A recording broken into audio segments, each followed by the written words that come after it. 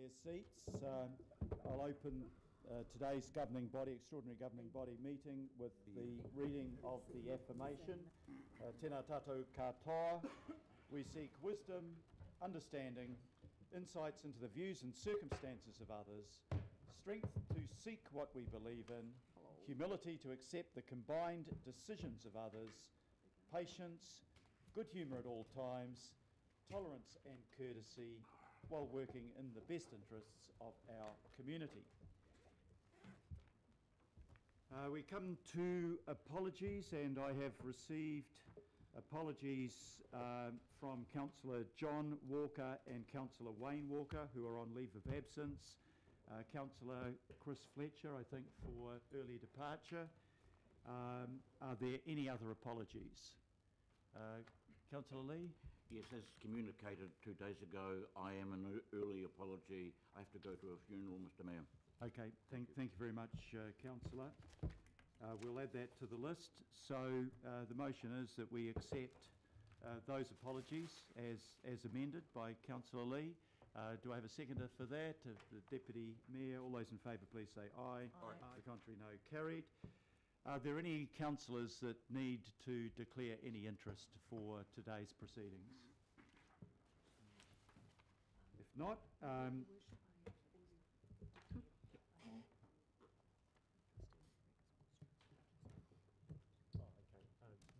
shall I let you do that from your mic, Chris? Thank you, Your Worship. I'm a trustee in one of the OLIs that are contained within the document that we are supporting today, so I just want to put that on the table. Thank you. Thank you very much for drawing that to our attention. Today there is no petition section, no public input section, no local board input section. I've not been made aware of any extraordinary items. There are no notices of motion. So we come to our substantive agenda, but just before we get into the agenda, if I could maybe ask the Chief Executive to outline the purpose of today's meeting. As everybody's aware, we have on the 31st of May passed the long-term plan, but Stephen, you might like to outline to all of us what the purpose of today's meeting is. Thank you, Mayor Goff. What we just wanted to do very briefly for the governing body was just summarise that items 9, the Tupuna Mona Authority Operational Plan, and then item 11, the adoption of the Revenue and Financing Policy, 12, the adoption of the long-term plan, and then the setting of the rates, which is item 13. Don't read anything into that number. Those four items comprise the statutory responsibilities that the governing body has to create the mechanisms for us to essentially rate the citizens and property owners of Auckland for the 18-19 year. So what I'd just like to say is that clearly a lot of work is undertaken by the staff and our auditors between the 31st of May and today. And what we have done is convert your decisions to adopt all of the budgets into a set of documents that meet the statutory requirements that we've got. So I think we had that discussion yesterday for those of you that were at the workshop. Today's not the day for making amendments and making changes, because we're beyond that point. And we only do this adopt an LTP once every 3 years, and we do spend quite a bit of time discussing with the auditors just how the choreography in item 12 will work, because we have to exchange letters of representation and do things in a particular order. And if you can just bear with us when we get to item 12, we'll explain what the process involves. And we're very pleased that we've got to this point. So thanks, Mayor Goff, and we look forward to the meeting. Thank you very much, Stephen. And under item 12, of course, we have the report from the Office of the Auditor General, which is critical to the process that we're undertaking today. So we come to the first item on the agenda, item 9, the Te Puna Monga Authority Operational Plan. Could I ask Dominic Wilson, please, Head of Co-Governance, to come to the table to talk to the paper? But just to get on record, could I ask Councillor Filipaina to move that the operational plan be included in the LTP, and seconded by Councillor Casey? It's been moved and seconded. Dominic. Morena tātou. Morena. Yes, the operational plan and the summary have been before your councillors a number of times. Of course, it had to be drafted early and was included in the consultation documents that went out early in the year. And so, as a consequence, it was before you at the end of last year, and then a number of times through this year.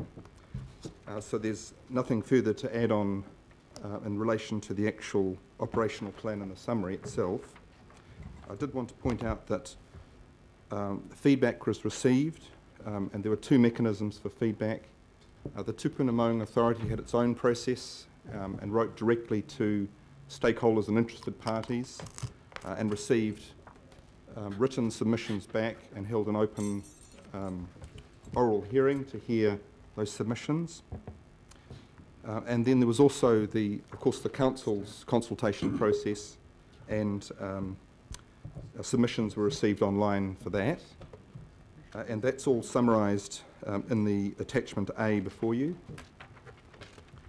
And then on 9th of May, there was a joint meeting between the Te Puna Monga Authority and the Finance and Performance Committee to hear the feedback, a summary of that feedback. So now before you is the operational plan and the summary, and that has been approved in a meeting 2 weeks ago by the Te Puna Monga Authority. So it is adopted from its end, the documents, and now it's before the governing body to consider. Kia ora tātou. Kia ora, Dominic. Thank you very much for that. Are there any questions of Dominic? Are there any comments that anybody wants to make on the operational plan? Councillor Filipaina. Yeah, just short and sweet, as I am, Your Worship. Look, I think the key points for me is that it will support dedicated Maunga management team and also the maintenance program. The other one is on-site staff from year 4 for our Maunga. And, you know, I mean, yesterday I acknowledged the team, Dominic, and tēnā koe te rangatira. I acknowledge it, and I again acknowledge the Te Puna Monga Authority, the members on there, and the staff. So, you know, for me, it's just awesome to see this here. The objectives, again, we mentioned UNESCO as one of the objectives around getting that work done. And it's been talked about here. Others for me is just, again, we spoke about our Te Puna Monga Authority meeting was to enhance the mana and the Māori of our Te Puna Monga. And that's important as well, as one of the objectives. Again, it's around improving the open spaces on our Maunga, on the 8 local boards. You know, so the objectives, if you go through this report, and I know everybody has, that's what I want to achieve. Not I, sorry, but we, not only on the Te Puna Monga Authority, but also collectively around this table. So thank you, Your Worship. Thank you very much, Councillor. Any other comments? I think it's pretty straightforward. Councillor Fletcher. Thank you. I want to acknowledge the work that has been undertaken, but I'd also like to acknowledge the staff that led some of the initial work, people like Scott Silver and Justine. There is a huge amount of backstory to what we're seeing here today.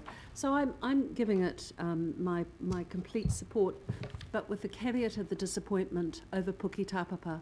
It is still a very sore point with some in the Christian community that there has been the inability going forward for the cross, that was there for some time. So I would just like, it would be remiss of me not to draw attention to that. In so many ways, there's been great progress.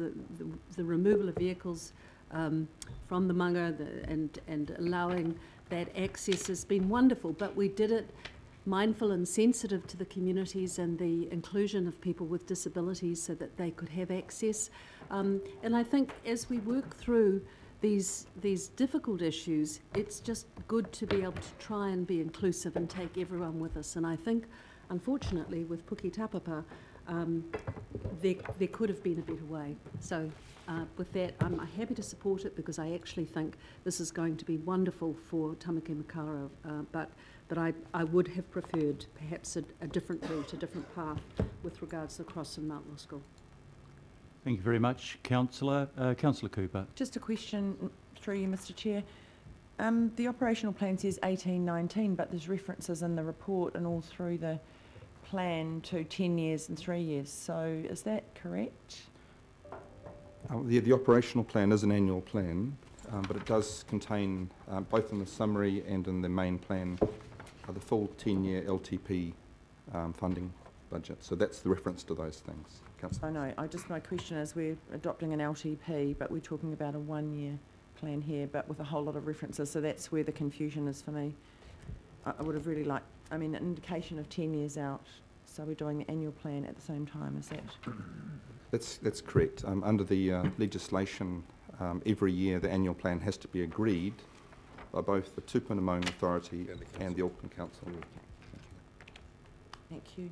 Thank you. On page 29 of the report, it sets out the expenditure over the full 10-year period. Yes, that's Okay, councillors, I just want to say at the end of this, if we look at this operational plan, there is significant operational expenditure and significant capital expenditure going into our maunga, but our maunga are really the treasures of Auckland as a region.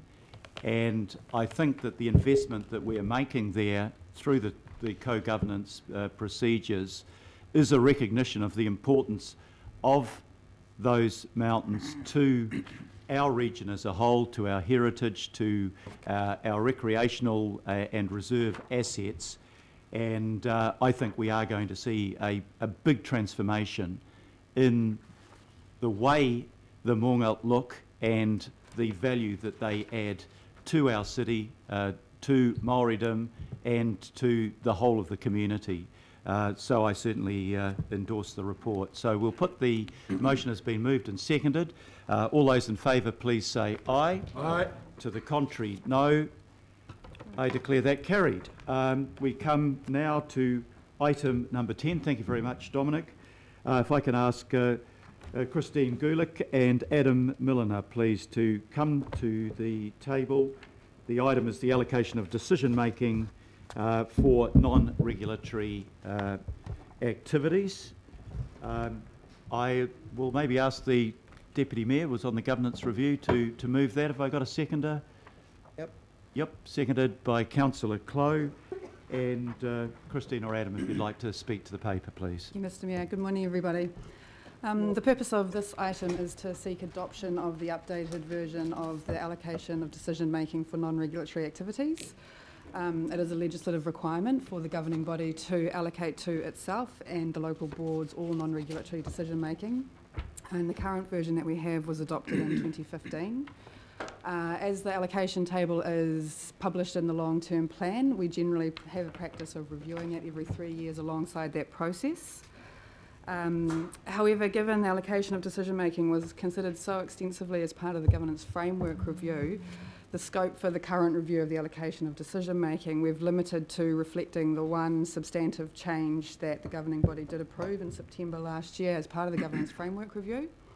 And that was to give local boards decision-making responsibility for the sale of local service properties and the reinvestment of the proceeds in line with the service property optimisation approach. The service property optimisation approach was adopted by the governing body in 2015, and that looks at underperforming and underutilised service properties, local service properties, so for example a community hall, and explores opportunities for getting better value from the land, better value for community outcomes and potential housing development. So that was a decision that was already made in 2015, and essentially we're reflecting the decision from 2016 into an updated version of the allocation of decision making today. Aside from that one change through the governance framework review, other than that, the allocation table was seen to be working very well and generally well understood. We have sought local board feedback on the proposed version of the allocation table before you today, and we've had all local boards give us feedback. 17 of them endorsed the version that you have. In response to feedback from the boards, we have made an addition to the introduction of the allocation table, and that's to provide staff and those that use it clarity on how it is written and how to apply it. And that is that the allocation table has been written on an inclusive rather than a prescriptive basis, and also in line with the principles of Section 17 in the Local Government Auckland Council Act, which is that the presumption of non-regulatory decision making is local unless the decision making on an Auckland-wide basis would better promote the well-being of Aucklanders. That's the substance of the report. So happy to take questions. Thank you very much, Christine. Are there any questions from councillors? Councillor Watson. Thank you. Just one quick question in respect of the service property optimisation. And sorry, I haven't read the detail on, or I'm not sure if it's in there. But what, if any, are the requirements on the local boards to engage or publicise or consult with their communities? Is there any requirement in that respect, or is it entirely their decision making of their own volition? So through the chair, so this is a Panuku process, and I know that the reinvestment of the proceeds would have to be something that is already for something that is already agreed in the long-term plan. So in that way, it would have been engaged by the local board with its community. I think there's one underway for Ōrākei right now, which they're working on, and so there will be engagement as part of any local board decision. So they're going out to the local community, getting feedback, and that's legislatively required for the local boards to get feedback before they make a decision. So that won't change. And like Christine said, anything that the boards fund from optimisation needs to be for an asset already or a project already agreed in the LTP or a plan like the Community Facilities Network Plan. So it's really implementing the long-term network planning of this council. Okay. All right. Thank you. Thank you, Councillor. Councillor Hulse. My question, I think, follows on from that. So just thinking about the allocation and the tables really useful. How much flexibility do we have, however, when we're dealing with things like the sports facility investment review, where it's quite clear that we're going to need to give some regional direction if we are going to deal with issues like equity and equality across the region? We're going to be able to, we should be able to give some fairly clear direction to the local board investment plans. How do we deal with, or can we deal with that intersect between governing body and local board when we probably need to give some clearer direction? I'm just worried a little bit that the table appears to be reasonably prescriptive and doesn't give enough ability for us to do that.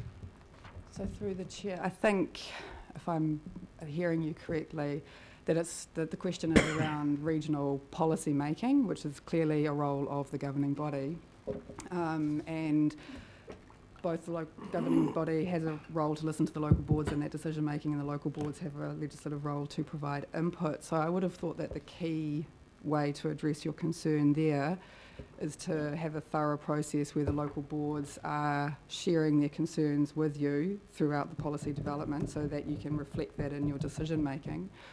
I don't think that you could make a, correct me if I'm wrong, I don't think the allocation table is set up to provide for the governing body to make a decision that takes away those allocations to the local boards. So if the regional policy would have to still be in line with the allocation table, but if you work through it with the boards, I would hope that you'd get a good outcome for everybody. The allocation table can be reviewed as well, so if there is a need to review things, then that's also an option. Just to add to that, which is absolutely correct, but if you remember the sports field fund that was agreed by the governing body a number of years ago, you created within that the ability to prioritise across the region how that sports field funding would be allocated. So it's within the governing body's decision making to decide the regional prioritisation and general location of where particular investments will be made, and then once that's happened, it falls to the local boards to decide the specifics and oversee the build and running. Yeah, thank you, Mr. Mayor. I don't want to overthink this or overcomplicate this, but I think we just need to be live to the fact that we will need to fine-tune some of this. So thinking about a live issue like playgrounds and the equitable delivery of playground and quality playground across the region, we can set the policy from the committee that Alf and I chair, but the actual delivery of that is at local board level. So we can aim for the best playgrounds available to all our young people across the region. But if the local boards choose not to deliver those playgrounds, that equity and that value, that kind of valuable resource can kind of be lost. So, you know, I just think we need to be alive to the challenges that a slightly slavish following of the allocation table can deliver. Yep. In other words, we can't sort out quality of playground despite the fact that we're giving regional direction if the local boards don't want to put their money into sorting it out. And I'm just really interested in how we deal with the practicalities. Not for this, not for today, but just to kind of flag that this is a piece of work that the subcommittee of our committee is looking at. We'll look forward to further discussion about that. It has been an issue in the media, so it may well be that we can workshop some of those issues and deal to them in due course. Deputy Mayor Bill Cashmore. Thank you, Mr. Mayor, and thank you for the staff for bringing the paper forward. The Governance Framework Review canvassed lots of these different options, and you recall the report back to the governing body. The decisions were basically trying to keep decision making as close to the community as possible, with the exceptions. In the non-regulatory area, we certainly need to be close as we possibly can. The service property optimisation, or making the best of what we have, or putting new things in. Just because it's been there as a legacy forever doesn't mean it's going to be fit for purpose for the future. And the points that Councillor Hulse are making are very, very true, that we need to have things that are the right shape and fit for the new Auckland City and for what we're growing into. And that's not always how it has been in the past. So, Mr. Mayor, I commend the work that's been done and commend this recommendations to the governing body. Thank you very much, Deputy Mayor. Councillor Cooper. Thank you, Mr. Chairman. When you said that you think most of these delegations are working well, did you have any feedback on the amendments to policy on dogs? Because that's something that's probably one of the only policies that local boards can change, and we are seeing some real inconsistencies and complaints from the dog owning public around the inconsistency in rules across the region, and in fact we're having to relook at all of that now, and it's really some unintended consequences. So I'm not actually proposing to change that now, but I do think, I don't know how much of that has come to your attention. Through the Mayor, there's a process underway right now where the staff are reviewing the dog rules and are going out to local boards to get feedback. Yes, for regional parks, but I think overall, yeah, so do you think that will identify then us looking at that delegation? Is that through that mechanism, is that something we can look at that? I think you will be looking at that. I mean, the recommendations from staff to boards is that we tighten the rules around, make them a bit more consistent across the region, and the boards are providing feedback on the right now, and that will come to you at a later stage. I don't think it has an impact on this. No, but I guess though, following on from Councillor Hulse's comments, that if you follow it slavishly, then it doesn't matter what you say.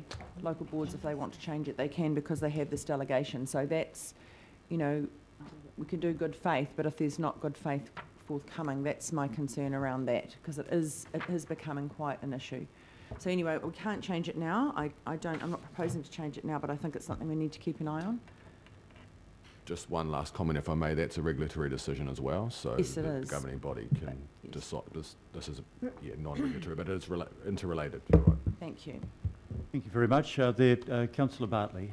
Thank you, Mr. Chair. I just wanted to make a comment in support of this. I think anything that gives local boards more power is a good thing.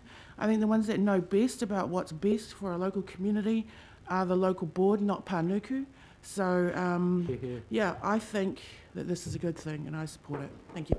Thank you very much. Any further questions or comments? If not, the motion is that we adopt this document as part of the Governance Framework Review. It's been moved and seconded.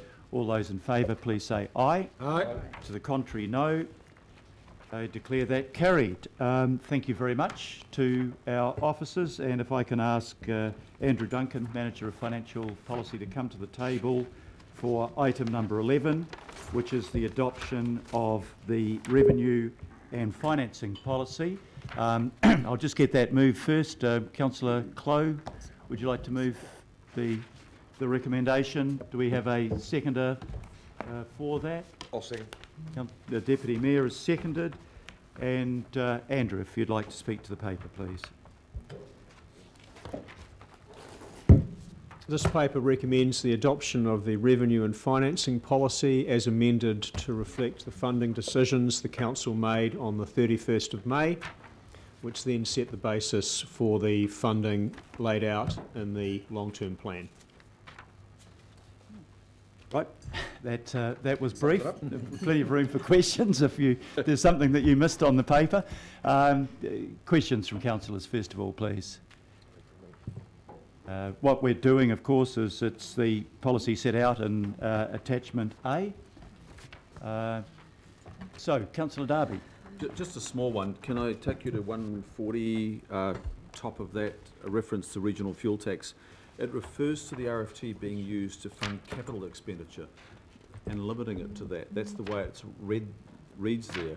That's not my understanding. My understanding that there's operational costs that have an RFT contribution. So I don't want to box ourselves in by having that definition, if I am correct. So the sources of funding set out in the... I don't have the agenda, I've just got a draft of the policy here. Okay. So the table sources of funding for operating expenditure and the draft revenue and financing policy has regional fuel tax as the last row, and it's also in the sources of funding for capital expenditure. That's not what it says. Yep, I think we've just had confirmation from our Chief Financial Officer. Matthew, do you want to support that? So through the chair, I just think we're confirming, but I think I'm supporting you, Andrew. I think the point you're making is it's in both tables. So what the policy is saying is we may use the regional fuel tax according to our revenue financing policy for both capital expenditure and operating expenditure. That's all we're saying. And that was confirmed in discussions with the Minister. That's the point that we got to. Any further questions? Councillor Daniel Newman. Thank you. Andrew, can I just ask, how easy is it to make an amendment to the policy partway through the next financial year in the event of external issues beyond our control requiring a change? And I refer to the accommodation provider target rate. If we were going to change the revenue and financing policy, and we would need to consult as appropriate for the scale of the change, and then if that, then the degree of consultation, then it would then also depend whether there were going to be changes to other aspects of the finances and the long-term plan as to the nature of change we would then have to make as well. So it'd be a matter of scale, would determine the nature of the consultation. Okay, thank you. Any further questions? If not, Councillor Watson. Sorry, just through you and to you, Mr. Mayor, just wondering which item is the most appropriate one to address a number of concerns, well, not concerns, but questions and related comments to do with the fuel tax, and I don't mean in the sense of relitigating it, but going forward, would it be this item or the next item? I think this item would be appropriate. Next item, I'm advised that, but this does cover the broad area. So I think, Andrew, Andrew's here for both of those, so you can do it under the next item if you'd prefer. Okay, are there any comments? We'll come to the comments section. If not, it's been... Mr. Chairman, Councillor Fletcher. I would be remiss if I didn't draw attention to my deep concern over the flawed process, in my opinion, that has accompanied the targeted accommodation rate from the beginning, from the initial discussion that we had in the annual plan last year. And whilst we only consulted on the modifications to try and bring bed and breakfasts and so forth into the same world, to me, two wrongs don't make a right. I continue to feel that we have made some major errors, and I think that there is going to be a high level of administration associated with this. We still don't know the numbers of people that are going to be impacted.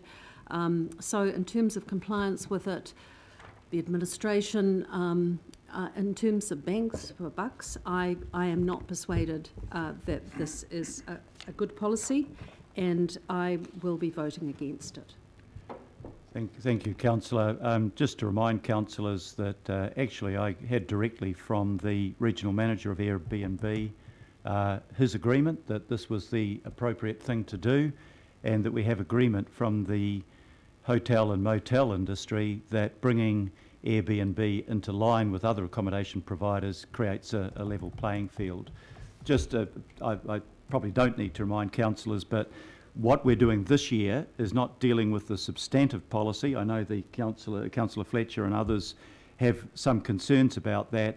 It is purely to do with Airbnb, and this is a policy challenge that is being faced not so much on a targeted rate on accommodation, but on the question of business versus residential rates in almost every council around the country where that is becoming a significant factor. Airbnb is a big accommodation provider, and we have to, whether it's on ordinary rating policy, business versus residential, or in our case, an accommodation targeted rate as well, we have to address that question to ensure equity in how we deal with providers. But take on board, Councillor, your acknowledged opposition to that. Thank you for that, Your Worship, because fundamental to this, and I can understand if this was a policy that had been worked through and agreed, we are going to bring these other accommodation providers into it.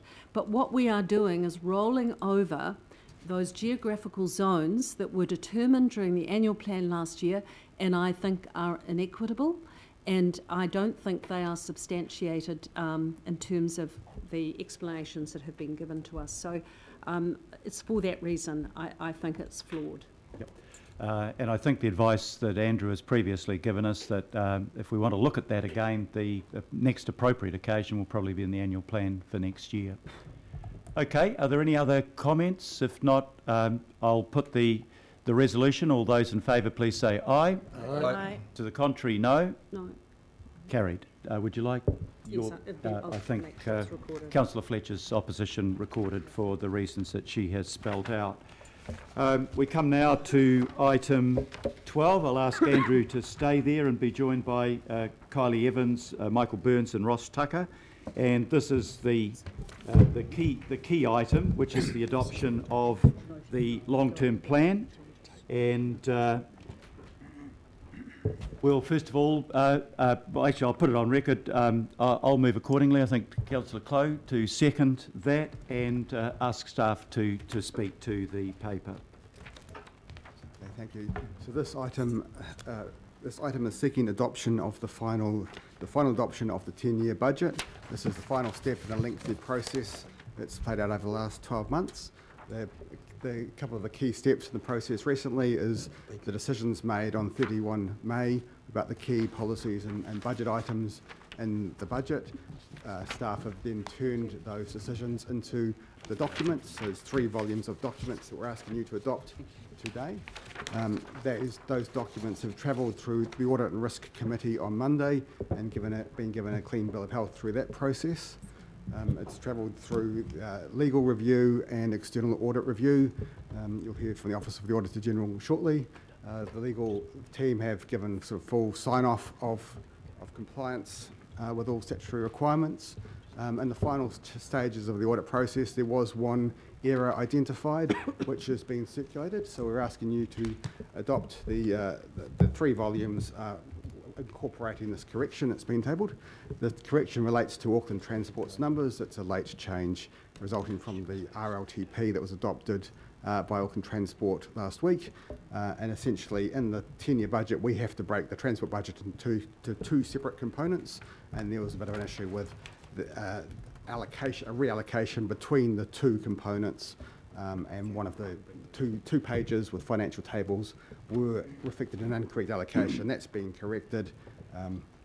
Not a significant change, but it's important we get the right numbers in there in the final adopted document. Other than that, happy to take the report as read and answer any questions. Thank you, Ross. Just to remind councillors what the procedure is from here, the next section is to address any questions to our finance team. Following that, I'll be inviting, I have received a representation letter from Stephen Town to confirm that everything has been done appropriately. I then, on the basis of that letter, pass a letter to the Office of the Auditor General, which we've already done just to save the walk around the table halfway through the meeting. I'll invite Greg Scollum and Joe Smale up to the table to give the Office of the Auditor General's opinion on our long-term plan and process, and then we will move to debate the item if there is any debate. So the first thing up is questions to our finance team, if there are any questions. Councillor Simpson. Thank you, Your Worship. Look, there has been some questions asked of me, i.e. are there some gaps in this report? In other words, does the 10-year budget document include a year-by-year capital project schedule? So that's my first question, and my follow-up question will be, when will the capital project schedule be published? Okay, so there's no gap in the document. The document meets all statutory requirements. What we do with the CapEx schedule is we publish that on our website alongside the final adopted plan. And the reason for that, aside from legal requirements, is we think it's helpful to have a more live version of the CapEx project schedule out there that can be updated for each annual budget, for each year-end CapEx deferral process, so we can refresh and update the timing of the capital projects on our website. In terms of the follow-up question, we're currently busy updating that CapEx schedule based off the decisions made on 31 May, including the timing of the Ollies, and also updating it for the final decisions made as part of Auckland Transport Board adopting the RLTP last week. So all of the transport detailed projects will be in our CapEx schedule and be published early July. Thanks, Ross. Any further questions, Councillor? If not, any further questions around the table? Yep. Yes, Councillor Clough. Can you just, at the Audit and Review Committee, in the summary, the risk team confirmed the review of the process used to develop the LTP found adequate risk reporting and effective internal controls, but then it says the team has recommended some improvements for future planning, could you just explain in simple language what we're doing to improve what needs improving in the future? It's essentially, I guess, just improving in what we're doing, moving towards best practice, primarily around documentation, so clearly documenting all risks in one place.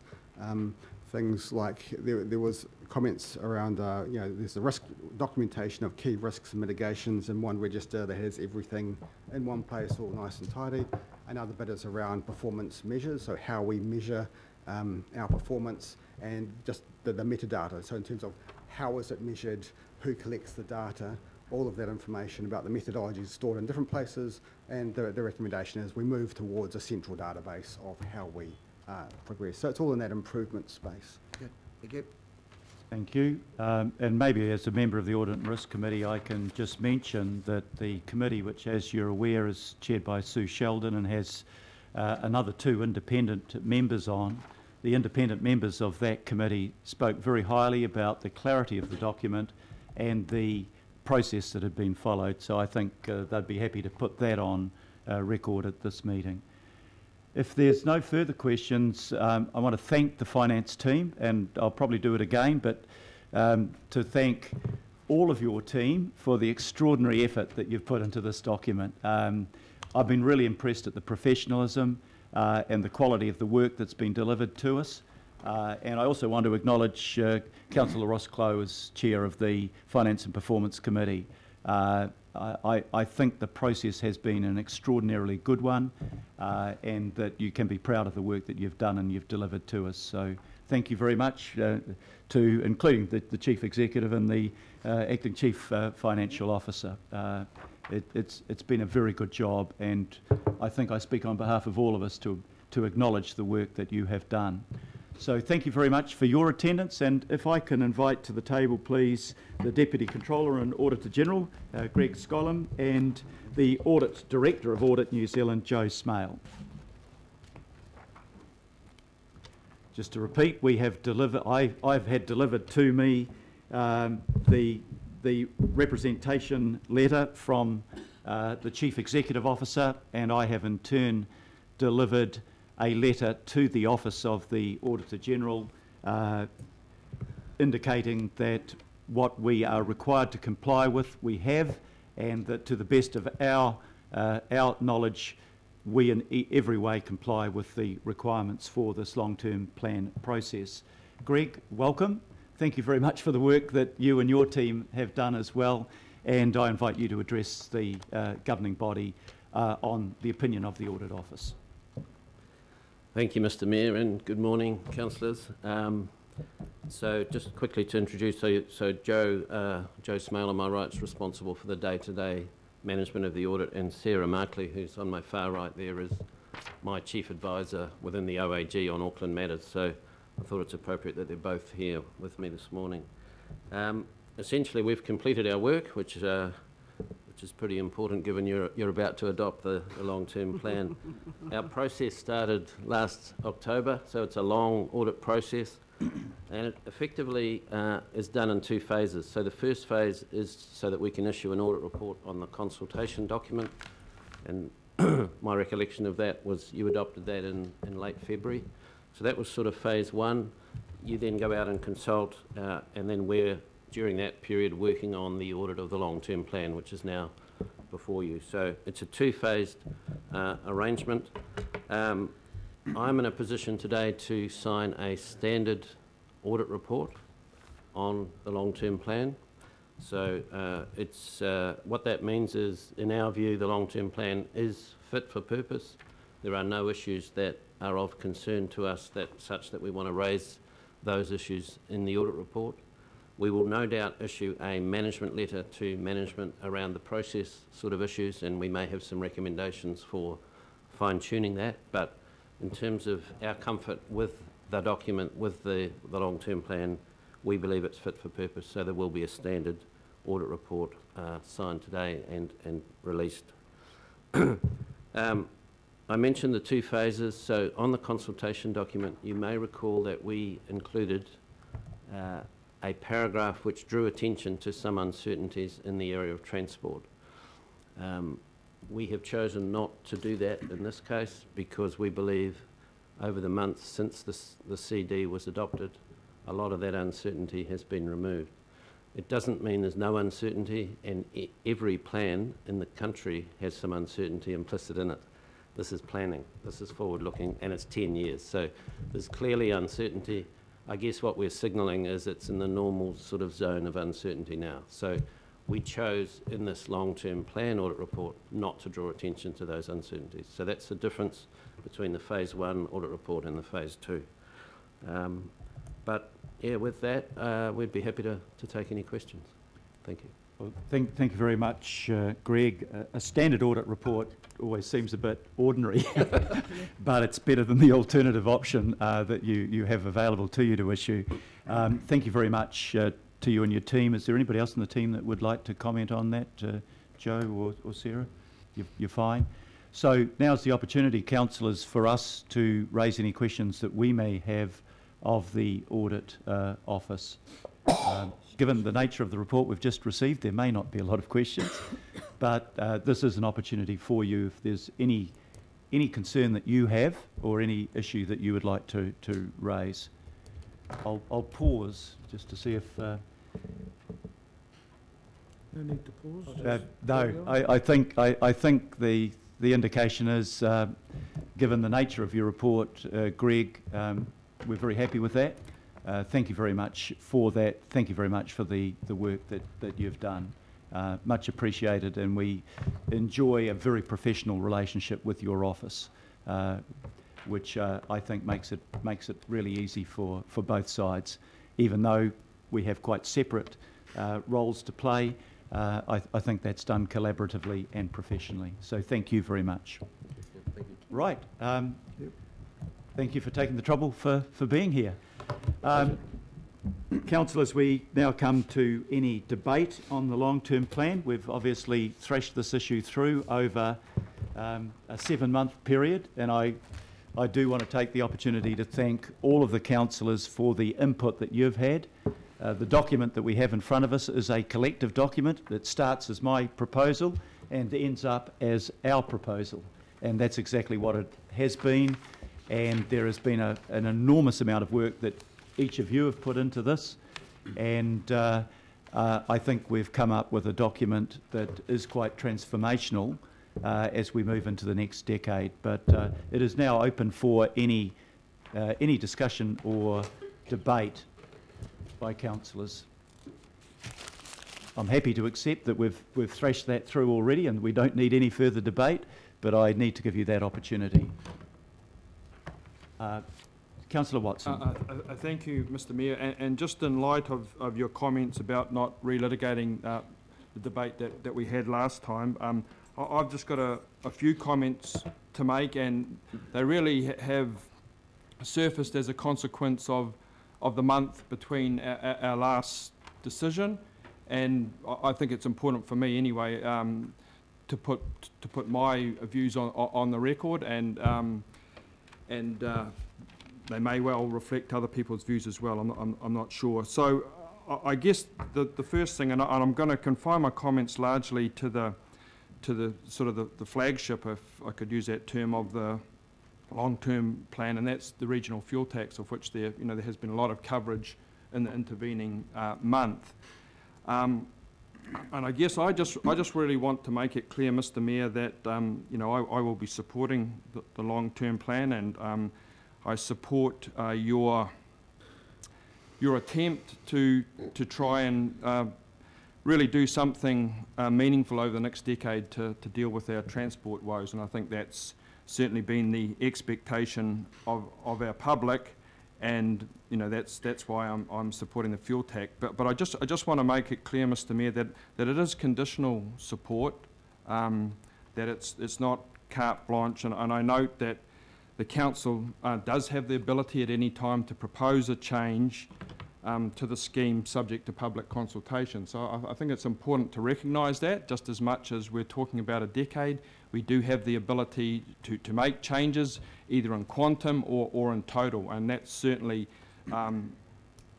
the view I'm taking going into this. And I guess the last month has really signalled two issues for me in respect of that, and one is they are to do with uncertainties. We don't really know how things are going to pan out in terms of impact on Aucklanders and in delivery of all the projects that have been promised, and which of course are largely the driving factor for support. Obviously, if the delivery program is disappointing, both in terms of the number of projects and the timeliness of it, that of course is something that will need to be taken into account. Why else would you support it if we're not getting what we've actually promised our public? So in terms of the impact on the community, and I noticed last time Councillor Collins referred to international studies.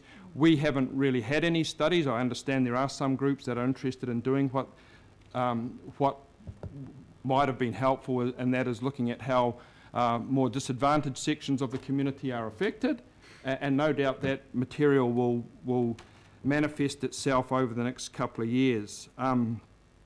This is an uncertain environment. It would have been ideal if we went in with the fuel tax at a time when the fuel costs were stable or low. We're going in where they're high and rising. So there is a degree of uncertainty there, and to how that will actually impact not just on the fuel tax itself, but across the wider economy. So that is all information that will become apparent as the years progress. One matter I have brought up, Mr Mayor, before that doesn't appear to have been picked up yet, but certainly I hope will be, is that given the sacrifice we're really asking in terms of this 11.5 cents, that there has to be some greater degree of oversight of the spend and the delivery of these projects than is normally the case. So I don't want to just be a fingers crossed. Let's hope it all turns out okay. I'm expecting that us as the councillors will have far more direct involvement in both the project's costs in terms of budgets and delivery in terms of timeliness. So I just would then, just by way of conclusion, then really restate that for me it's not carte blanche for the next decade. I'm supporting you, Mr Mayor, because I think it is a bold program that deserves a chance, but we know that there is at the same time the opportunity to revisit that, and if it does not pan out the way in terms of both the impact on our community and the delivery of projects, then there will be very good reason for revisiting that at whatever point that might be appropriate. So willing to support it today with those provisos, which I think would certainly the provisos that our community would set too, that this contribution, such as it is really contingent on delivery and solving Auckland's congestion where it happens right across the region. So I just wanted to make those points clear. Thank you. Thank you very much, Councillor. Any further comments around the table? Councillor Collins. Thanks, Chair. Sorry. I wanted to quote someone. So when I last spoke about the regional fuel tax, I'm not going to relitigate it. I'll be supporting this recommendation this morning. One of the quotes that threw me, because I had begun my little talk that morning by saying I'm the kind of person that goes, picks up a book, reads it, and then goes away and reflects. And Councillor Bartley quoted a quote from Facebook, and it reads, "A society grows great when old men plant trees in whose shade they know they shall never sit." I went away from that meeting, and you got me thinking, Councillor. I must be honest, I certainly went away reflecting on that particular quote. I was encouraged when I had, courtesy of Councillor Filipaina, some people from Auckland Transport come and visit us and talk to us about the social, economic benefit that will come from this for the good folk out south, for young people, the jobs that will be created. So I've had the chance to reflect, and I do welcome that quote. Because I tried to reference everything, I'm pleased to advise you, Councillor Bartley, that it is an old Greek proverb. Just in case you thought, you're on Facebook, you've got a better quote today. So that was really good. So there's been quite a bit of discussion, and I joined a panel on the breakfast show this morning. Didn't realise we'd be talking about excise taxes, but it came up in part of our discussion. Over the last few weeks, I've continued to receive both emails and calls that are divided in the community, with people saying, look, Efeso will just have to bear the brunt. And I talked about, as already mentioned, about the overwhelming evidence internationally that tells us that this tax is regressive and that it hits the poorest the hardest. And so, in closing, I said that I'll be supporting this, and I wanted to thank you as well, Mr Mayor, for the opportunity you gave me to have 30 minutes of your time just to kind of talk through the issues and lay everything out on the table. I really welcome the opportunity to come and to speak frankly and honestly with you. But I do want to take this opportunity again to reiterate my discomfort around the regional fuel tax for the poorest ward in the city. And I continue to feel an extreme sense of anxiety as I reflect on the challenges that they will face. There is an article in the Herald today that's talking about how there's a suggestion that actually the wealthier are going to be paying more. And I've looked at those figures very briefly. I'm not an economist, but I would say to you that those figures are probably right The issue, though, is as a proportion of income, it'll be the poor that are paying the most. And so in closing, Sue, I want to say thank you to those who've come to talk to me about the jobs that will be created out south as a result of unlocking up to $28 billion of infrastructure funding that's going to benefit, I hope, the young people in particular of South Auckland. The quote was, "A society grows great when old men plant trees whose shade they know they shall never sit." Sir, the area with the least canopy cover in Auckland is Manukau. The wards of Otara, Papatoetoe, Mangere or Tahu. We have 30% less than some of the wealthier suburbs with their canopy cover. The people of South Auckland continue to pay for trees that will be planted in parts of Auckland their generations after them will never sit under. And it is that challenge that I want to leave this table with. Thank you. Thank you very much, Councillor. I should put in an ad that we're doing planting in the Puanui Reserve, I think, in a couple of weeks' time, Councillor, and you and I will both be there. And we'll be planting a lot of trees. And it was a lovely quote from Councillor Josephine. Yeah. Councillor Darby, have you got your hand up? No, Councillor Cooper. Thank you. Sir, it's difficult to balance all the views and needs and desires of 1.6 million people of this region. And we've heard from thousands of them, but many of them are silent. So it's up to us as their representatives to make these decisions on their behalf, hopefully for the better. There's always trade-offs. For example, the petrol tax. We support the new government tax, but we may hurt some of our community who in the last term didn't pay the interim transport levy, particularly people in social housing. But at the same time, we couldn't deliver quickly enough for those same people the public transport we needed that might reduce their reliance on petrol. We've looked at many options to address this, but this lack of funding without government support, there isn't the extra $19 billion over the next 10 years to build what we need. So the trade-off, in spite of its effects, that's the trade-off we've got to deal with here. My disappointment's that this is in the budget for 10 years, and I do hope that we can find the technology or other sources of funding that we can remove this fuel tax in a much shorter time. When I have half of my constituents saying to me, go and be brave, you've got to get public transport, all my greenies in the hills, absolutely. We've got to be brave. And then I've got the other half of my people, particularly in Henderson Massey ward, and a leafier suburb than Councillor Collins, however, probably the second poorest local board area, second or third, are saying, but that's going to hit me in the pocket. I choose to take my girls up to the kura, there's no bus there, I have to drive them. So for me, in the end, I have to make a judgment call, as we all do. I've heard today, as Councillor Collins said, another take on this, it is a good spin, that it's going to hurt the rich. But, I can afford, I'm not even rich, but I can afford an extra $5 a week. But there are people in my constituency that can't. But I will support this, for better or worse, a bit like the relationships a lot of us are in. Because I do want to see that public transport, particularly in the West, and I want to see it before 2028, which light rail and our RLTP says it won't be delivered out West for 10 years. That's not good enough. So I will be meeting with Phil Twyford because I want my community to have fast, frequent, reliable public transport. But the only way we're going to get that is by supporting this fuel tax and the LTP. Thank you, Mr. Chairman. Thank you very much, Councillor. Councillor Darby.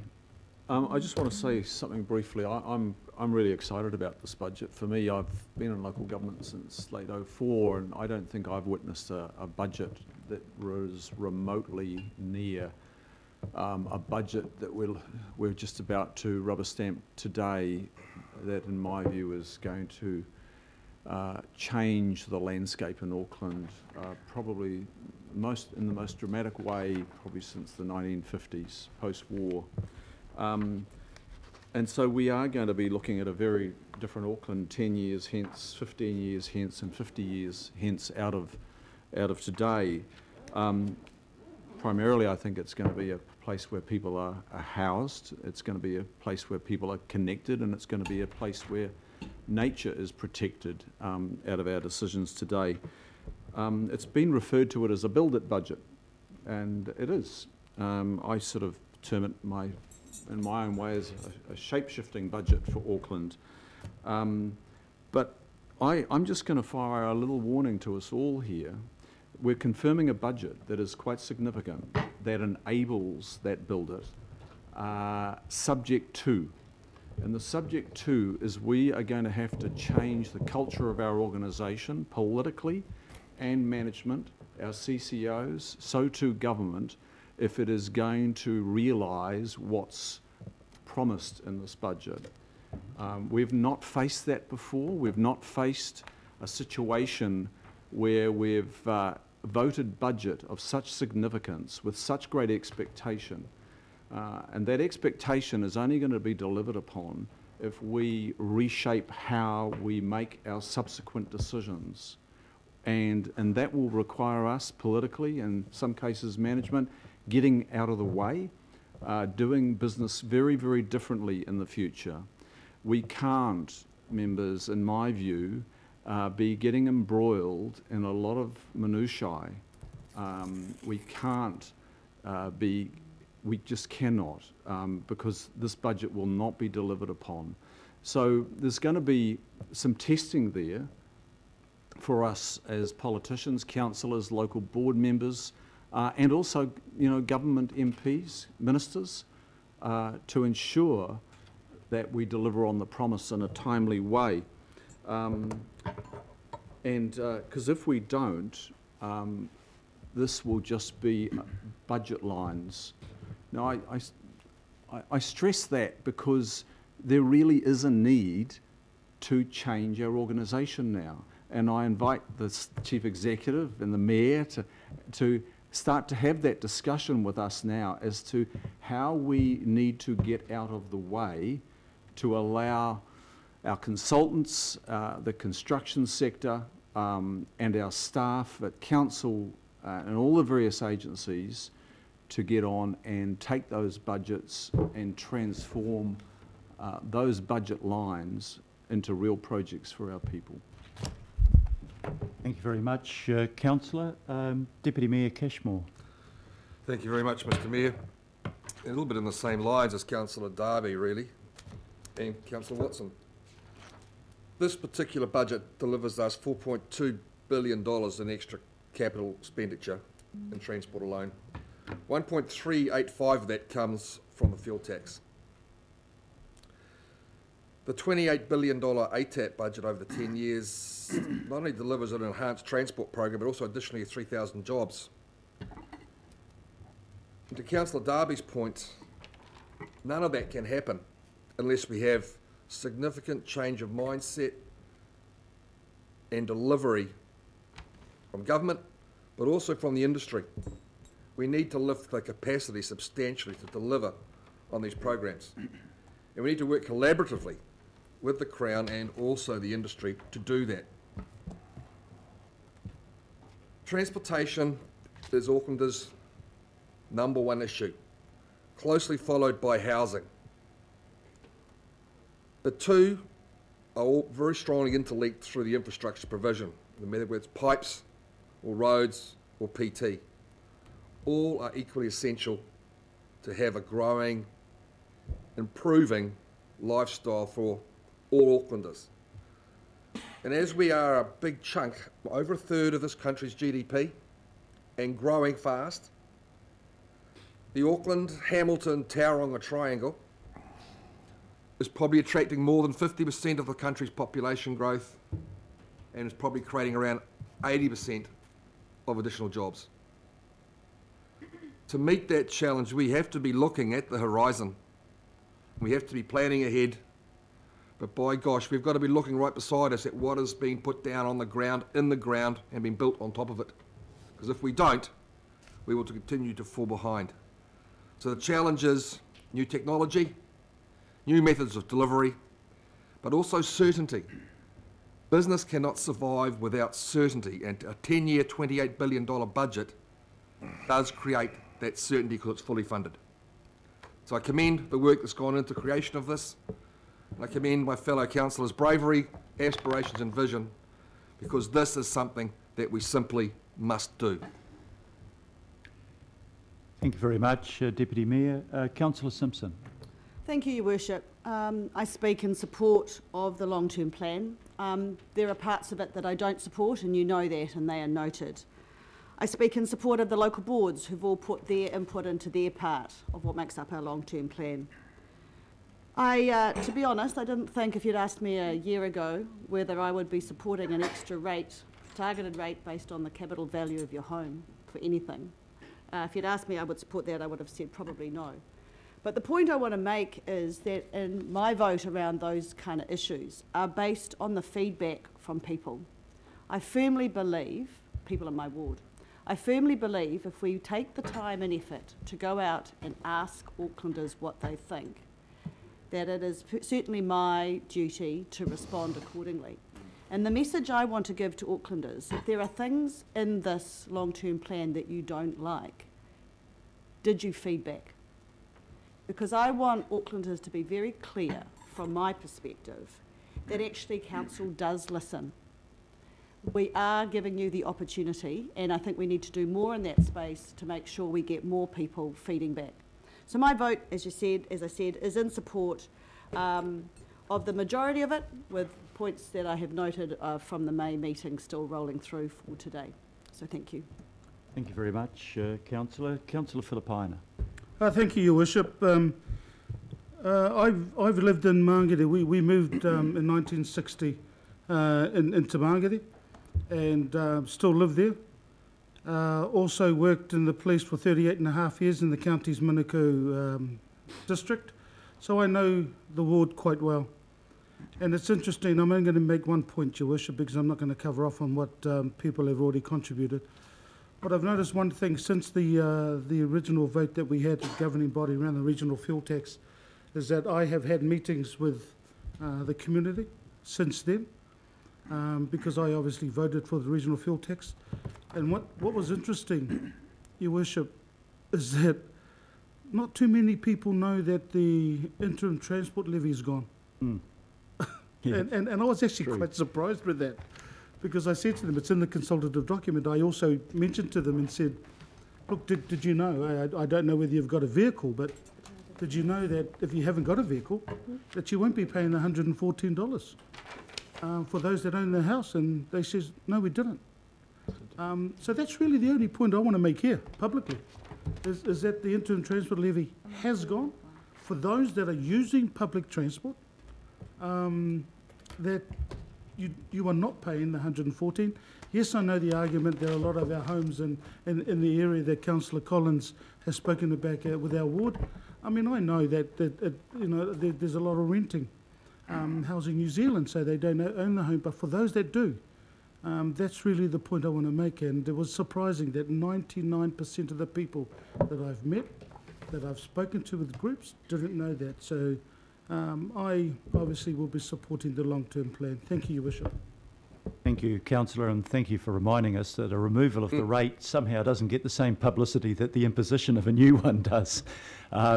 Right, we've got Councillor Fletcher. Oh, thank you, Your Worship. Some of you know that the last year or so for me has been a bit tricky with a very close family member who is struggling with dementia. And I'm having to spend quite a bit of my time out south, where, my home is in Mount Eden and I've been there for 42 years, but I've been basing myself in order that I can share in the nursing and the care for this family member. And I guess I just reflected as I was thinking and listening to the news first thing this morning, because I leave at 5:45 a.m, as I don't need to remind you or Councillor Cashmore. I leave very early in the morning so that I can be here to participate in the debates. And I was listening to whether the weighting was going to be on hitting the poorest or hitting the richest or quite whom, and I reflected on all of that. But I guess where I'm coming from is that I've watched Auckland plan itself to death over the last 25 years. We've had plan after plan from legacy councils, we've had regional council plans, we've had mayoral forum plans, we've had, you name it, we have planned, but we have never been able to implement.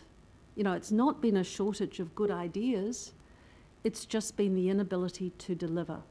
And I think today I'm happy to support most of this budget because for me it is about seeing those faces, because I can't get public transport for where I'm based out south at the moment, so I have to bring the car whether I want to or not. And that sense of aggression, competition for lanes, these days you can't get from Linwood Road. It takes me an hour virtually from Linwood Road before I can actually get on the motorway at Papakura. And then we all know what happens between Drury and Papakura and Takanini. It's the look of desperation in people's faces, the look on those people's faces at the loss that they are not spending time with their children, that they are not able to see them off to school, that they are not able to do those things that actually really brings the quality of life for all of us, irrespective of where we're living across Auckland. There is a sense of desperation by people who are, for whatever reason, having to take part in that daily commute. So for me, I'm going to put up my hand, and I know there will be a lot of people who will object to me doing so, but the fuel tax has been around as a possibility for a long, long time. This is not new. Many of us have tried to advocate for this in the past. So today will be about the ability for Aucklanders to implement the many, many, many plans we've had. So I'm supporting that today. But I'm mindful of our communities and the things that they want and the quality of life issues for them.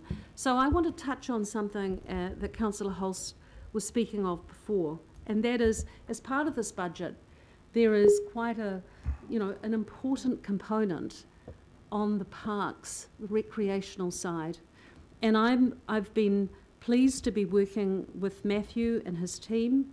I've tried to understand the parameters as we look at the delivery of a lot of these projects, what the policy parameters are going to underpin them, how we're going to make sure that we can say with certainty to the public that the business case that we will put over whatever is being proposed will actually be done with integrity, that it will be done with rigour, that we will absolutely ensure that every single dollar that is being spent is going into those services that Aucklanders will treasure. I think there is a lack of confidence out in the public that we actually don't have as great a handle on those funds as we might. Now, whether that's, that's not for today, but I think it's a real challenge for the CEO, and I congratulate him on his reappointment. But I do want to make sure that we don't get the cart before the horse. We've only got a 3-year electoral cycle. It's really hard to put in place big projects in such a short period of time. And I want to particularly speak of parks, sports and recreation. And I know that Councillor Holst is doing a really good, she's leading work that was commenced in the last term, which started off with the sustainability of sports. But I don't know that we've actually landed in a place yet, and I know that it will perhaps test the relationship we have with local boards. But I don't think we have heard sufficiently well from Aucklanders yet as to what it is that they're going to require and the policy parameters that we're going to put in place to make sure that people can have access to those things that really give them meaning in their lives. So I want the confidence in knowing, and under the acting Chief Financial Officer, I know that he is committed to it, and I want to thank him for the work.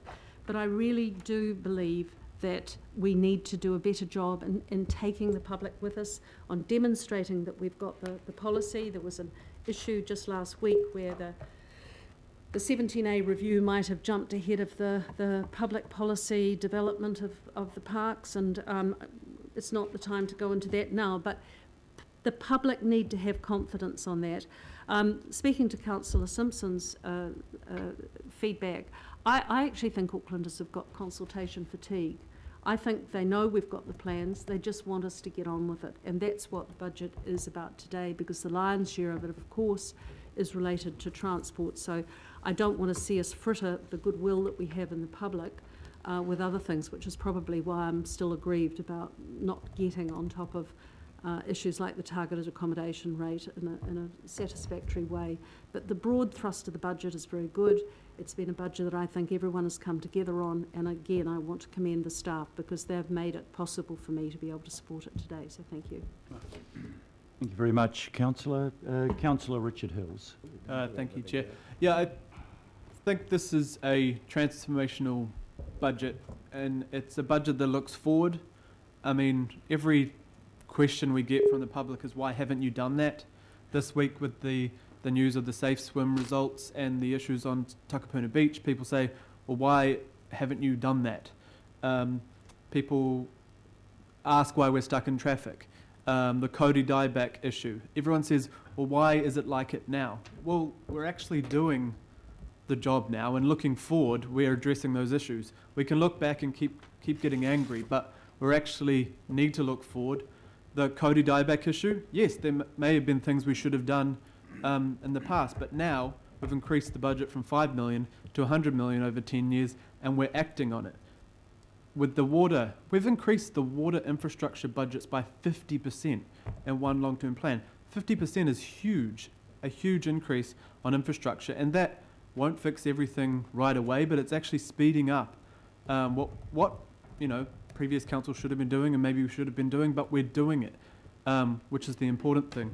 We've got the sports partnership funding, 120 million that will go into dealing with the big issues in our communities around sports that they're all asking us, why are we lagging behind? We're doing that. There's huge budgets for renewals and things to address playgrounds and money going into our libraries and keeping up those services. That's all in there.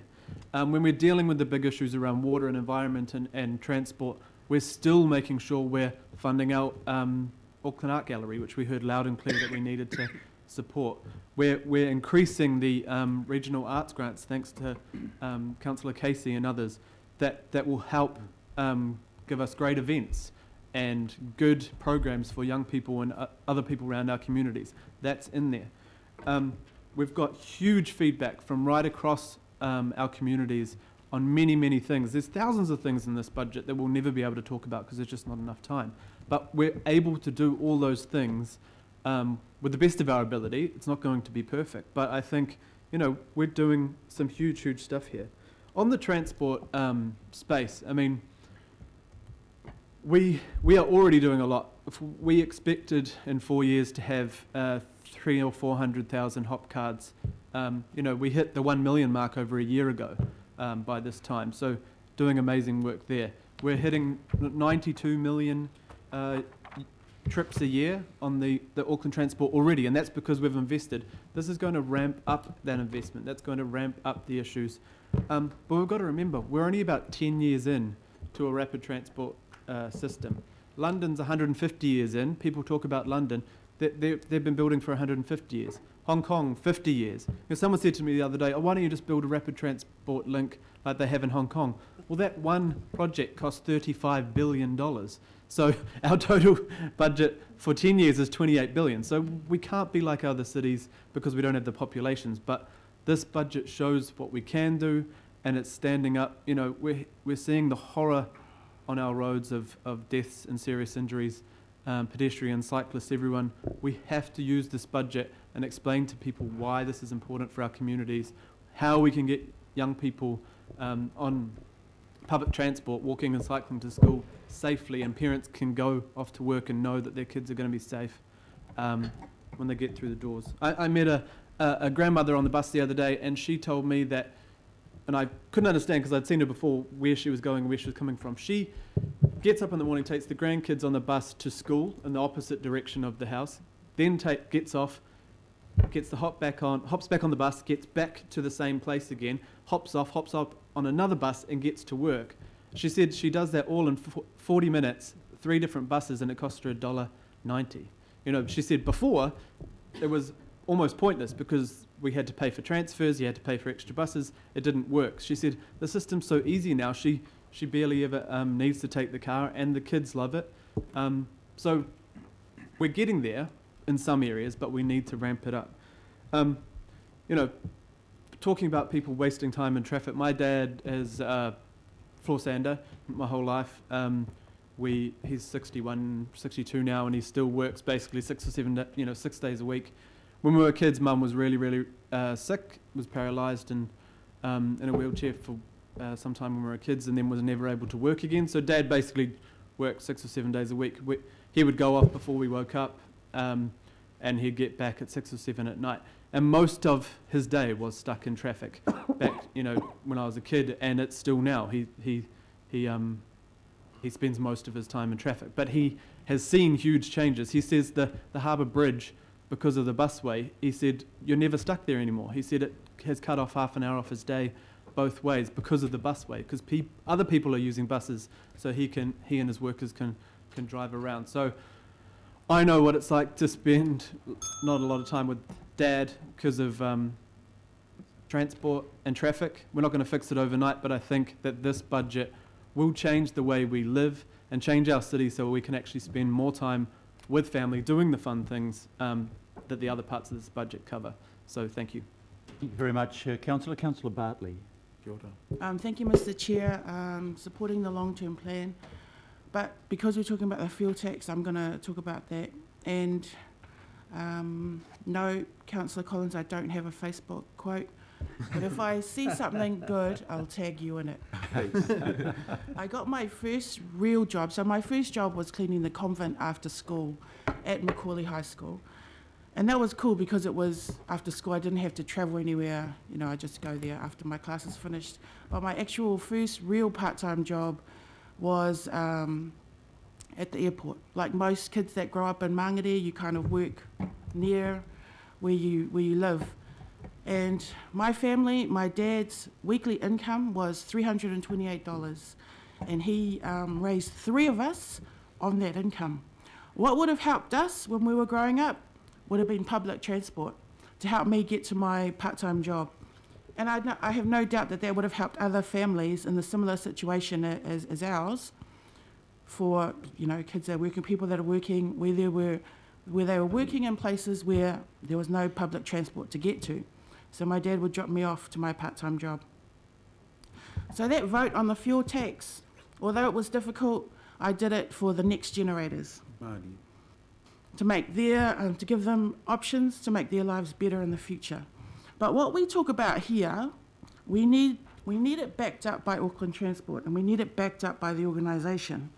Because that very day we did that vote, I had people in my community commenting that public buses were going to be more expensive.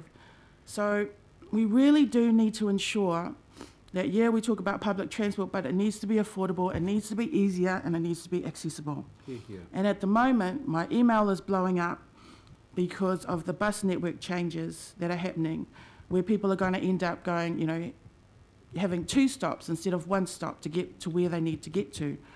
So I really do emphasise that we need public transport to work, and we need it to stay affordable and accessible and easier to use. I look at the city centre. I haven't been on council long enough to know what's going on with the plans there, but there's no bus station. So if we can accommodate America's Cup, we can accommodate boats, we should be able to accommodate a good bus station for people to be able to catch their buses into the city. So that's all I have to say. Nothing else about Facebook quotes. Thank you. It's too late. You've been immortalised, Councillor, by that quote. Thank you very much. Councillor Stewart. Yeah.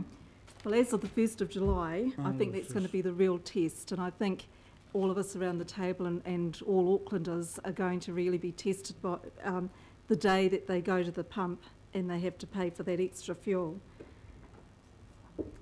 yes, the transport levy, that's been removed, but it has been, that tax or that levy has actually been replaced by some other targeted rates.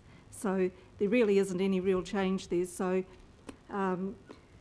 those people that are renting, they're going to find that, you know, the fuel's going to go up, the everything, there's going to be a flow-on effect, and the food, clothing, everything's just going to get so much more expensive, even those that are renting.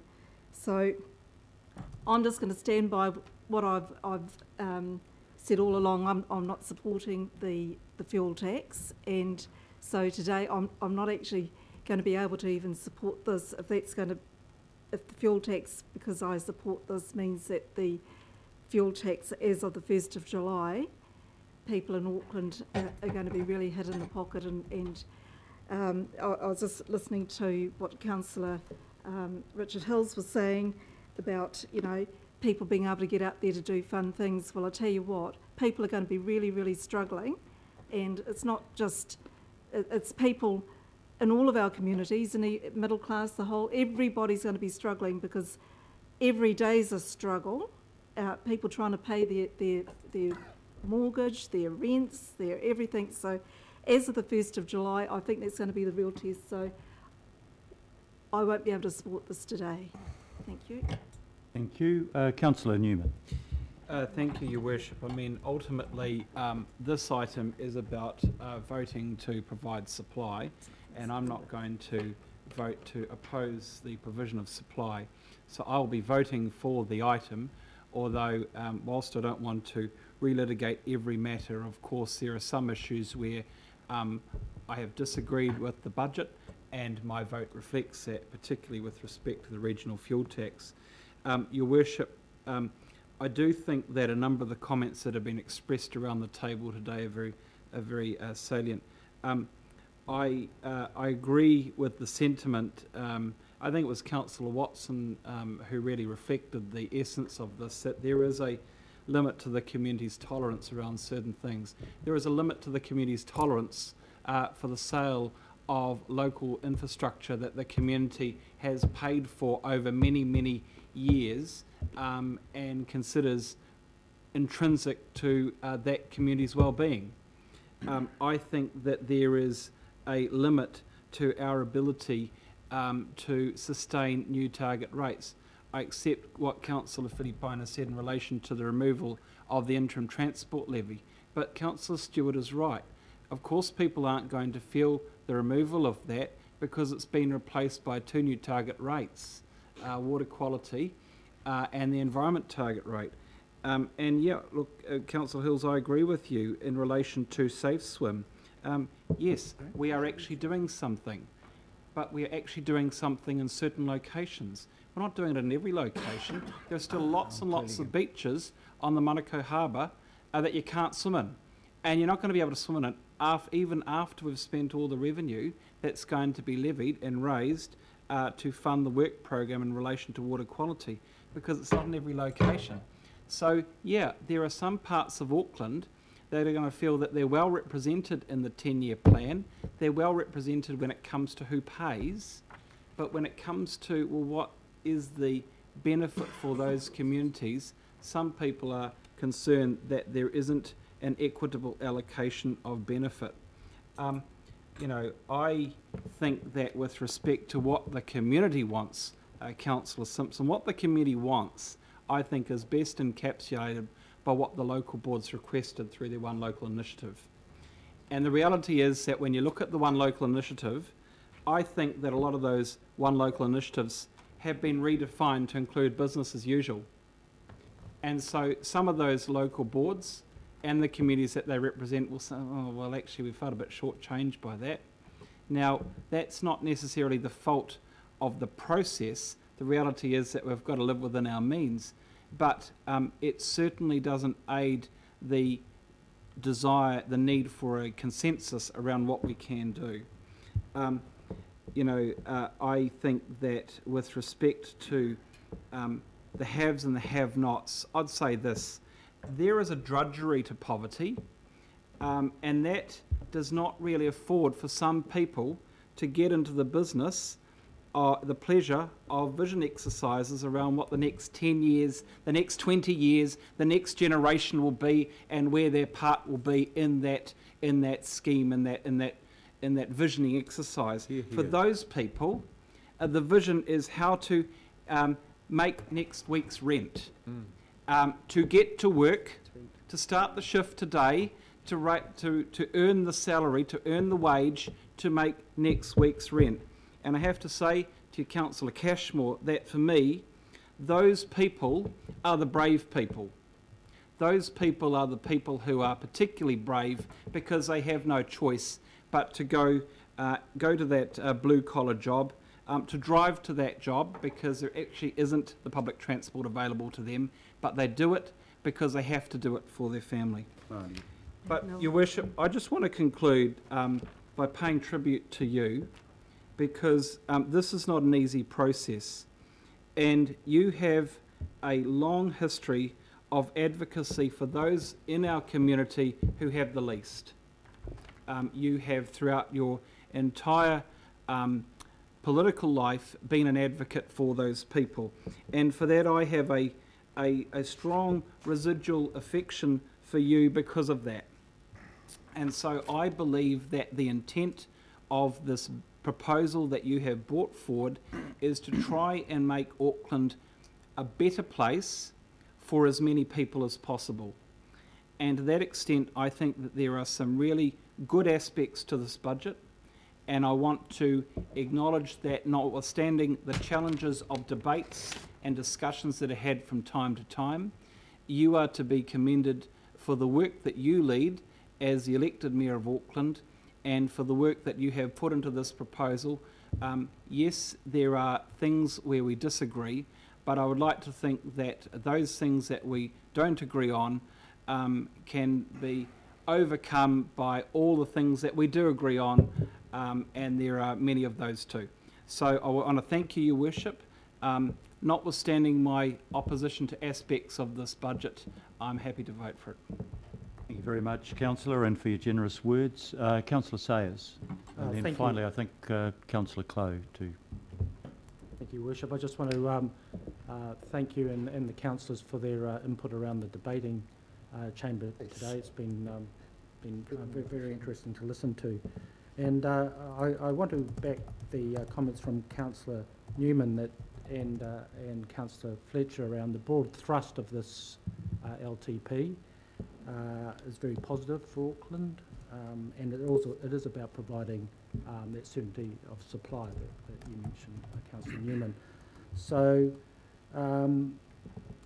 just picking up the points, just listening to the other councillors there, Mr Mayor, particularly perhaps Councillor Stewart, and I noticed Councillor Newman, just referring to some concerns that they might have around endorsing the LTP and therefore being seen to endorse the regional fuel tax. So if there might be a way of being able to vote today where we can just register that perhaps opposition to the fuel tax. And you know, I've been opposed to the fuel tax, as you know.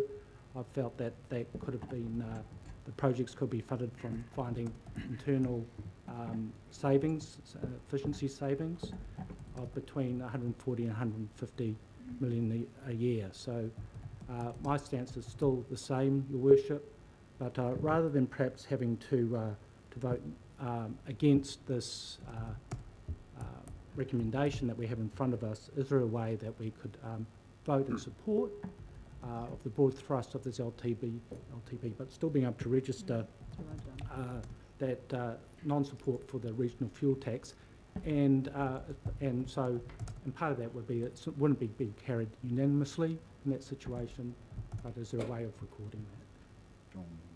I've done that. Thank you, Councillor. I think you've made the point about your opposition to parts of it, and I think Councillor Newman made the point before. It is about supply, and I think there are a lot of people that like a whole lot of the budget. They won't necessarily like every aspect of it. That's the nature of politics and how we do things. But people have had the chance, and in this discussion, to register that there are things that they are less happy with, but generally they think that it's moving in the right direction. I was just trying to find a compromise here, Your Worship. So, No, it's, I think you found it. No, well, sorry, I didn't mean to interrupt you if you're no, still partway through your right, speech. It's just I guess supplementary on that. Just wonder if we could perhaps get some advice on how we could actually do that through you, Mr. Chair. Yeah, Could we get some advice how we could actually register that? Because I'm hearing a number of other councillors nodding that they might be in similar situation. Yeah, if I can just answer that, it's a little unusual in the debate to have question and answer, but to say, I think councillors who didn't support the regional fuel tax have already registered that on the 31st of May by voting against it. So you're already on record in terms of the vote on that specific issue. Yep. This is a vote on the overall long-term plan. Okay, I'm going to ask, before I conclude, Councillor Clow, as the Chair of the Finance and Performance Committee, to contribute to the debate. Yeah, thank you, Mayor. Firstly, I just want to thank staff. Thank you to Matthew and the team, with the finance team, but also the team from Community Facilities and also local board services for the work that they did in many aspects, especially on the One Local Board initiatives. And also thank you to the councillors for their contribution in the debate when we did discuss the mayoral proposal twice, because there have been two proposals, and I think we've had an effect on that. And particularly want to thank the mayor and his advisors on floor 27 for flexibility, listening, and incorporating some important changes. Needless to say, I had to fight a little bit for the Panuku work program along with a few others, but that's in there, and I think it's a very important program to have in the light of the government coming up with an urban development agency. It's good that we do have our own equivalent agency to be contributing, and hopefully equally contributing, and if not, having the say in the important areas where we've determined what's transform and what's unlock. Targeted rates, I've heard some councillors effectively say one is we've just merely put in some new targeted rates. I mean, the important thing is the feedback that we've had with targeted rates is we seem to have hit on a good idea with targeted rates. We're getting good feedback from residents that that's the way to go. They like us identifying what we're going to spend the money on and where it's going to be held, and it cannot be going into the consolidated pot. There seems to be no question that that's the way to go. And I also want to comment that I do, and again I thank the mayoral proposal, that we did make it a much more equitable way of raising those two targeted rates we've incorporated as compared to the previous targeted, or I should say the composition of the interim transport levy, which was obviously was not equitable and did favour business. So I just want it known that the fact that we've moved to capital value and the fact that business is paying as per the long-term differential target of 25.8, that means business overall is paying more and it paying actually what is equitable. So I think we've made a great stride with the targeted rates, and I think that's something that we will be looking at going forward. The regional fuel tax, I mean, I've actually got a very poor ward to it. I don't know where we rank or the FO ranks, but we're not exactly a flash ward. But do I oppose the regional fuel tax? It would be terribly hypocritical of me to do that, given the amazing amount of investment that has gone into New Lynn over many years, about 450 million. And when I look at what's been delivered transport-wise, there's not much for my ward, but I'm totally aware that the CRL, which is not part of it, is happening now. And when that opens in 3 or 4 years' time, it's going to make a fantastic difference to Avondale, New Lynn, etc., especially the west, because we're going to be able to halve the time to get in from New Lynn or Henderson to Britomart, or New Lynn to Britomart. It's just going to be halved, and that's going to make a tremendous difference for public transport use, where people are going to say, hey, that's a much more viable thing for us to do. It's more reliable, I can get there faster, etc. Important thing to note, and I want to be watching over the next year or two, that I'm hoping Auckland Transport do not come back to us with a proposal to increase fares. We have some of the highest public transport fares in the world. There's many reasons for that. We're a very spread out city and we're a long way away from fuel supplies. But the bottom line is I think it would be a terrible mistake if we end up ratcheting up public transport fares in the light of the regional fuel tax. Surely we can try and keep them where they are, or improve the structural composition again in order to attract more people. And I think it would be self-defeating if we end up contemplating increasing fares. I think this is a budget for all of Auckland. I've said it before. I think that's a big difference. It might have at the start people might have thought, hey, it's so much a CBD based, America's Cup, etc., etc., etc., the wharves. But what we've done through the transport program, it's pretty. The benefits are spread fairly wide across the city, and I take my hat off to the Deputy Mayor for having an influence there, but I think we've achieved a lot through those programs. And clearly the Panuka Work Program and the One Local Board initiatives are giving pretty well everyone something, and it's just now the issue is the timing and sequencing and when we actually get to do things. So, and the last thing I just really want to confirm, in case there's any mischief anywhere, the rate rise is 2.5. That is what the rate rise is. If you live in an area where the valuation of your house has gone up by more than 43%, you will be paying more than 2.5. But if you, overall, it is 2.5. And I know in my ward, where the valuations are generally about 40% up, people are going to be paying 2.3, 2.4. So, but let's be quite clear. Overall, there's the 2.5, and yes, there is the regional fuel tax on top of that, but that is a tax, and it's by and large is a separate item. So I just want to say congratulations to all. So thank you. Thank you very much, Councillor Clow, and thank you very much to all of the councillors who have contributed to this debate.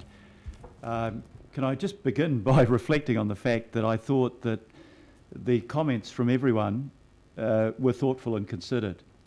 This is only my second council budget, but I have sat through 32 parliamentary ones, and I can't remember a parliamentary debate that was quite so calm, thoughtful and considered as the one that we've just had around this table. And I think it is a case of people talking to each other, not past each other, people saying what was on their mind, what their values were, what their desires and vision for the city is, rather than simply the exchange of political slogans. So can I acknowledge that and say that I think that this has been all the way through an incredibly constructive and positive process. Can I say this as well, that I think that the passing of this 10-year budget is the beginning of a decade of transformation for our city. And that transformation will be obvious in the fact that for the first time we will have the ability to make real inroads into the massive problem of transport congestion and the failure to have alternative options for people than the use of private cars. It's not the first thing we've done, but it's the first time that we have put a level of investment into our city that can make a real difference. $28 billion going into our transport system in the next decade. There has never been a time in the history of our city when we have made that commitment. But of course, to have that money to invest, you've got to have the revenue source for it. And I want to thank councillors for having the courage to take the decisions to raise the money so that we can invest it. I pick up Councillor Fletcher's point. We've never been short of plans. We have often been short of courage to actually take the hard decisions so that we can make a difference for our city. And I don't think there's anyone sitting around this table that believes that we actually had the option of doing nothing while our gridlock and our congestion got worse. To pick up Councillor Watson's point, will it be a smooth path? Not in my experience. There'll be huge challenges all along the way.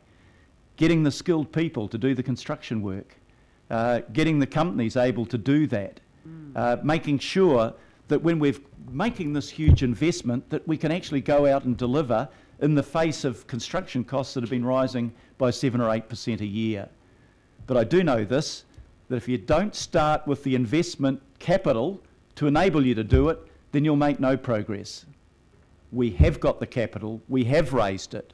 Auckland has contributed its fair share, because while I welcome the fact we've got some billions extra out of central government, and rightly so, because we do pay 38% of the taxes around this country, we had to have our skin in the game. We couldn't sit there as the most wealthy and the biggest city in our country and say, please, somebody else, come and give us a handout. We think that you and the provincial areas of New Zealand should be paying to meet our costs. So I think, without exaggerating that this is a silver bullet, it isn't. We can say that we have taken the first step towards a transformational change where people will have decent public transport systems, where we can do some real stuff on the heavy rail, the third, the fourth main trunk lines, the electrification to Pukekohe, the new electric trains. We can make a big difference there. We can make a big difference on our busways that are planned. We can make a big difference on the development of the ferry services. We can do more for walking and cycling. You know, Back to the Future, where people actually used to do more of both of those things before we became the third most obese population in the Western world. We can make a difference, and we will, on transport. On water quality, it was really good this week, like Councillor Collins. I did some breakfast television.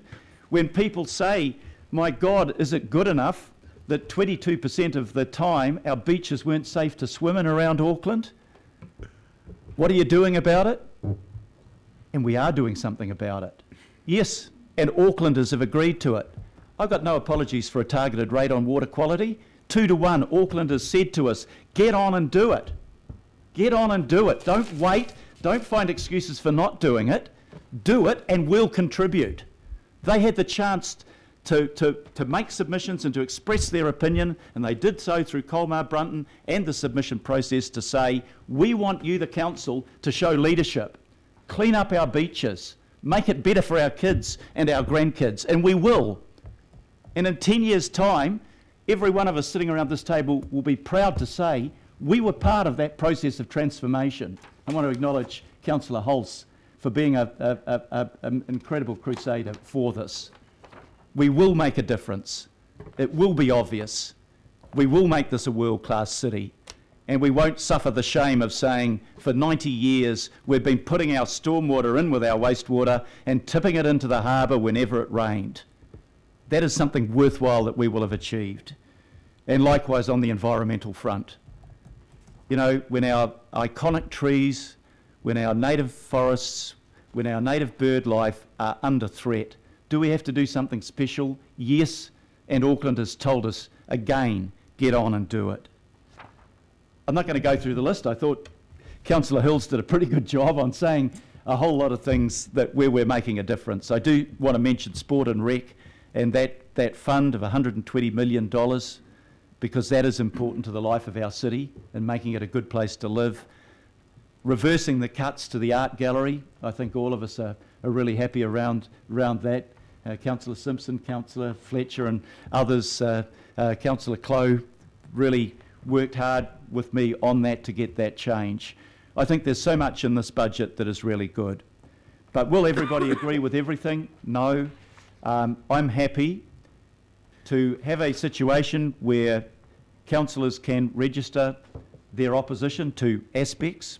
I think there's provision within our standing orders to be able to do that, to say I'm voting for this because I want supply, I want this long-term plan, I want a better future for our city, but I just do want to register. I'm not in favour of the regional fuel tax, or I'm not in favour of the extension to Airbnb. I think we can do that. I'm happy for you to have your voice heard within the context of supporting the overall thrust of this budget.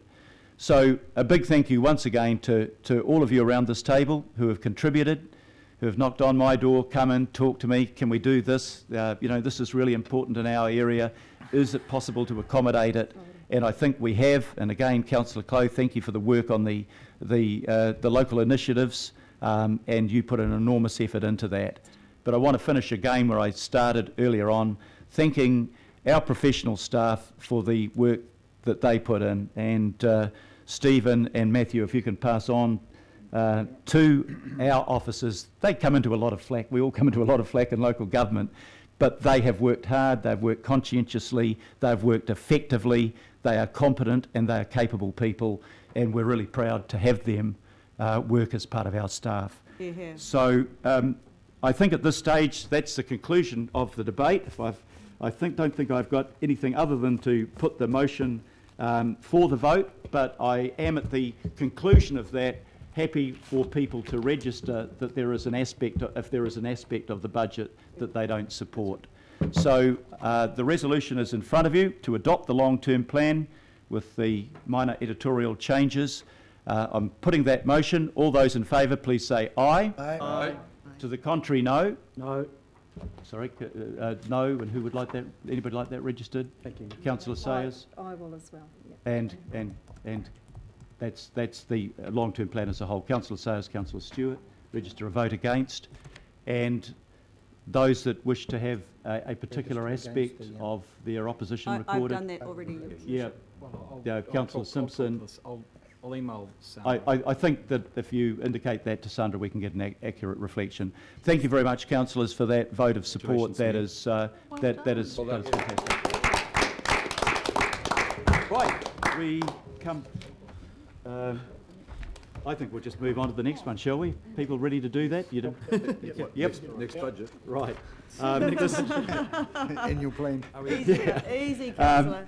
So we come to rate setting, which is the natural accompaniment to the long-term plan. If we don't do this, we've voted for something that we can't implement.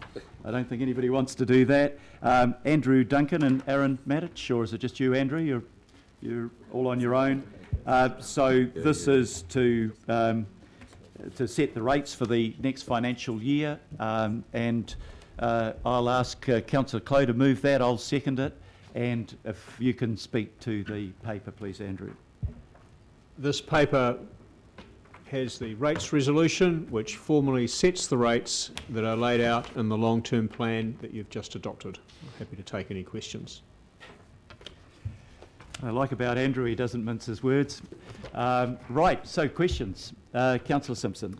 Thank you, Your Worship. I've got two questions. My first question is regarding the early payment for rates, and I wonder why there isn't a greater incentive for people to pay their rates early. I noticed that you're asking for it to be set at 0.87. I've got two questions, so that's my first question.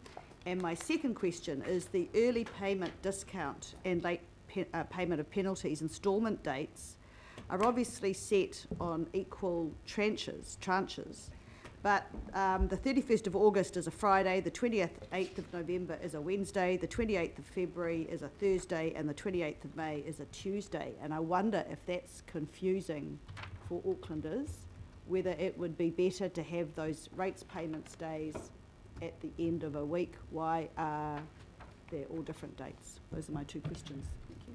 Right. Andrew. In regards to the early payment discount, we calculate this based off our short-term interest rate, because this means that we pass on to those who pay early exactly the saving they give the council, which, because the payments are in 4 parts, we're only getting some of the money early of the payment. It's not a full year's worth. That's where the 0.87 comes from. If we offered a higher discount, we wouldn't save any money, but it would increase our costs, which would then have to be met by those ratepayers, some of whom might not be able to be in a position to pay early. So we set it in a very specifically, hits exactly what we save, we pass it on. Okay. All right, and the dates? The dates, I'm not quite sure exactly why we set the dates on those days. I was just going to make a suggestion that they all be on a Friday. I can get you the answer to that, but those dates are the ones that are set out in the plan, I'm pretty sure. So we've done this before. We've set dates that are uneven. I just thought it would be It's a good question. We shouldn't change it until we know what the answer to that question is. So perhaps if, Andrew, you can come back to us on that and we can give future consideration to whether there is a better way of setting those dates. So keeping an open mind on that, Councillor. They are on the plan that's been adopted, and they're very clearly communicated in our correspondence with ratepayers, so people have, it's very clear to them in the rates notices when they're required to pay. It's good. Further questions? Councillor Hulse. Sorry, this feels like a very basic question after the wonderful debate that we've just had, but it's on page 188, and it's the rural sewage targeted rate. We just need to flag in there that rate will disappear. So as we move to away from the rural sewage charge, which I thought we were kind of doing in the next couple of years, do we just need to note in there, or is that not for the purposes of striking the rate? No, that's not the purpose of this. That's However, that was reflected in some of the advice you would have had in adopting the water quality targeted rate as to what some of that expenditure was going to go on, and when we come to do that, those issues will be discussed so that you can make the appropriate decisions. Thank you, and thank you, Mr. Mayor. I didn't speak at the last item, but from the bottom of my Westie heart, thank you for the Western Initiative and for the environmental initiatives. Thank you. Thank you very much, Councillor, and thank you for your contribution to that. Further questions? I sense a desire to conclude this. Let's see if there's any comments that people would like to make on the rate setting. Can I just say on this, again, we would put the vote as a whole. There's a whole lot of clauses, 24, but if there's something that you want to register your opposition to, ask you to do at the conclusion of the discussion. If there are no comments, I'm going to put the vote as a whole. All those in favour, please say aye. Aye. To the contrary, no. And carried. Carried, I think, that time unanimously. And if there's anything that you wish to differentiate yourself on, please talk to Sandra about that. Ladies and gentlemen, that concludes our extraordinary meeting of the governing body. Thank you once again for your participation. And this is the conclusion of 7 months of hard work. So it's too early in the day to have a celebratory drink, but maybe this evening. Thank you very much.